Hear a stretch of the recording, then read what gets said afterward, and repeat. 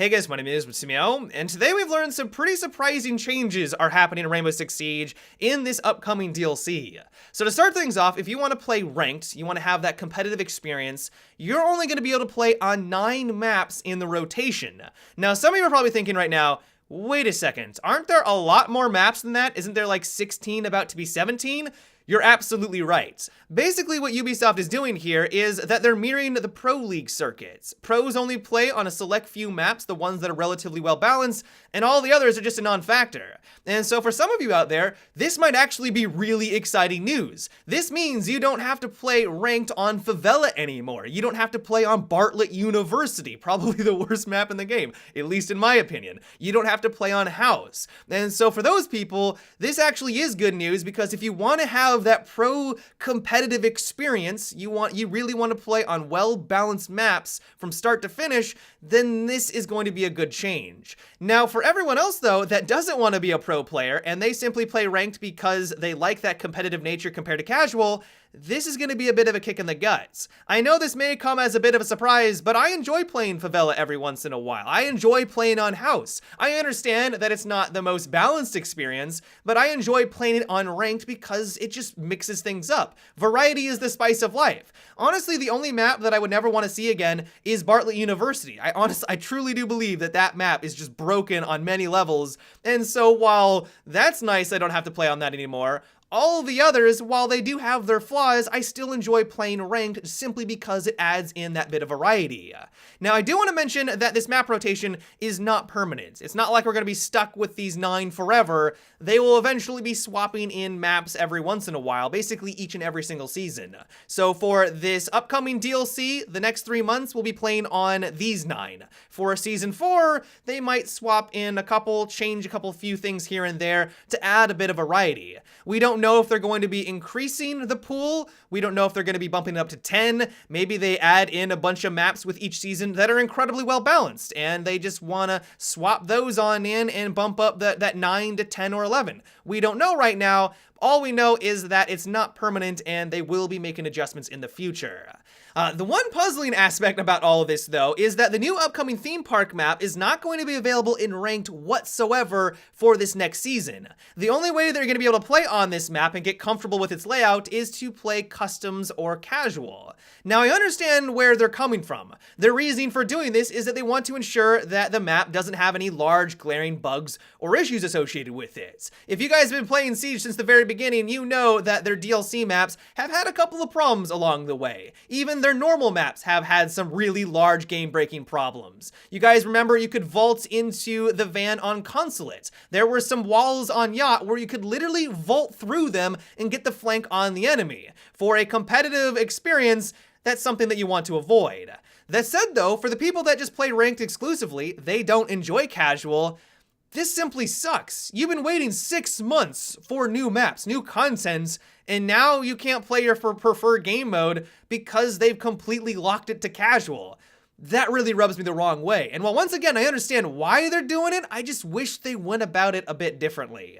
So those are all the big changes that are happening to ranked in this upcoming season, but those aren't the only changes. Casual is also seeing some adjustments with their map rotation. So if you want to play casual, you are going to be limited to 15 maps. Once again, some of you are thinking, wait a second, aren't there more than 15 maps? And once again, you're absolutely right. With the new theme park map, that bumps up the total to 17, meaning that both Favela and Yachts are no longer going to be in the rotation.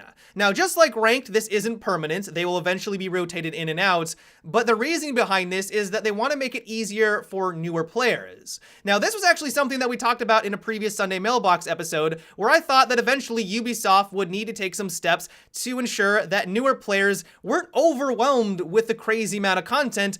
I just didn't assume that it was going to be this early on in the life cycle of Siege. I assumed that on maybe year 3 or year 4, when they have like 20 or 25 maps available, then they would start to make these restrictions. You have to admit that it would be pretty hard as a new player if things continue the way that they are with their DLC cycle to get involved with Siege. If it eventually gets to the point where we have like 30 maps, yeah, that sounds fantastic for me and you, but we've been here since the very beginning. For someone who's brand new to the game, that could just be a deterrent in and of itself. They see, I don't have the time to learn 30 maps. That's a gigantic skill ceiling. Or they play for a while, they get slapped around, they never feel like they're learning any of these maps because there's just too many of them, and then they stop playing. That I feel like is something that Ubisoft wants to avoid. And so essentially what they're going for here is that by having it in a 15 block chunk, you learn those maps, you jump on in, you get involved, and then the next season, they rotate in a couple of more. This way, eventually, if we do get to the point where there's like 30 maps, it's not this mountain of content they're trying to overcome. On the other side of the coin, though, if you're someone who likes Yacht and Favela right now, you're basically out of luck unless you want to play custom games, and that's a bit of a downer. Now, one thing I was not expecting, which seems to be a theme with this patch, but also could be really exciting, is that those maps that are going to be out of the rotation, so Yacht and Favela, could be reworked by their level design team. If this means what I think it means, they might be going in and trying to balance out the maps to make them more competitive and hopefully make them more balanced. There's a reason why people criticize Favela so much, because it's incredibly offensive oriented. There's not a lot of places to hide, especially when they start to open up all the walls. Everything is destructible on that map, and so to be a defender with every single hole opened up can be incredibly frustrating. And so how awesome would it be is if, yes, it sucks that they take it out of the rotation, but then they go on in, rework it, rebalance it, so that it's just a much more enjoyable experience when we finally get our hands on that map. That could honestly be awesome. And while we don't know for 100% certainty, they haven't gone into the exact details, I'm really crossing my fingers that this is the case. Now, what's probably going to cause the biggest controversy out of this announcement, which I know sounds absurd because all this seems controversial, is that eventually Ubisoft plans on removing maps from the game altogether. Now, the reason behind doing this is that they're starting to reach their data size limits. This sounds eerily similar to what happened with Battlefield 4. Now, I could be wrong, but I believe that consoles, Sony and Microsoft, only allow games to have so much data. And so if you guys remember back with Battlefield 4, they only were able to add in a certain amount of maps, or a certain amount of community maps, because of this restriction. I believe that the Xbox 360 and the PlayStation 3 didn't actually get a lot of the maps at the very end because those old systems had even more restrictive data size limits. Now, once again, I could be wrong. I could have no idea what I'm talking about, but that might be the same limit that we're running into right now with Rainbow Six Siege. If I had to take a guess, this is the very reason why Ubisoft has talked about how they're optimizing the operators and a lot of the maps. They're going to go through each and every single one of the maps to kind of clean them up and make them more optimized so that they can give themselves some more space. And while they said that they're not going to be removing maps in Season 3, I would be very, very surprised if for this next DLC cycle, they're going to remove some.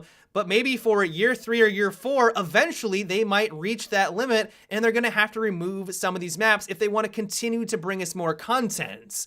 This then begs the question, which ones are they gonna remove? Are they gonna go for the oldest ones that have been around forever just to get new fresh ones into the mix? Are they gonna take out the ones that aren't well received, like Bartlett University, for example? We just simply don't know right now. And so I'm really hoping that Ubisoft is very transparent on this topic. What do they mean by the data size limit? Is this a console restriction? Is this something to do with the servers? And then what maps are they going to remove and why?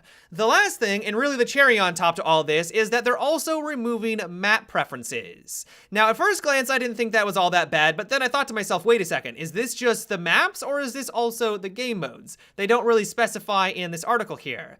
And so I'm crossing my fingers that players are still gonna have this capability. There are some people out there that refuse to play certain game modes. They don't want to touch secure the area with a 10-foot pole, and I don't blame them. They want to have their competitive play style, and especially considering that Ubisoft seems to be focusing more on this competitive play, they want a well-balanced map. You would also assume that they would want game modes that are also balanced for those maps as well. There are some objectives, there are some game modes that just don't work on some of these maps, and so it'd be kind of odd if they remove that entirely.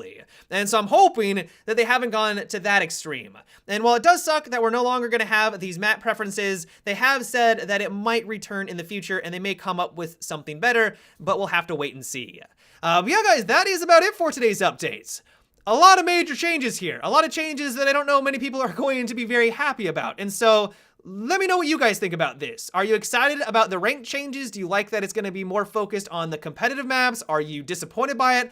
How do you think that they could have gone about it differently? Personally, I would rather it not be a 3-month rotation. Why not make it like every month? Why does it need to be each season? Or maybe every couple of weeks? Why does it need to be focused on this entire 3-month bracket? And so give me your guys' thoughts down below in the comments. But yeah, guys, until tomorrow, have a good one and take it easy.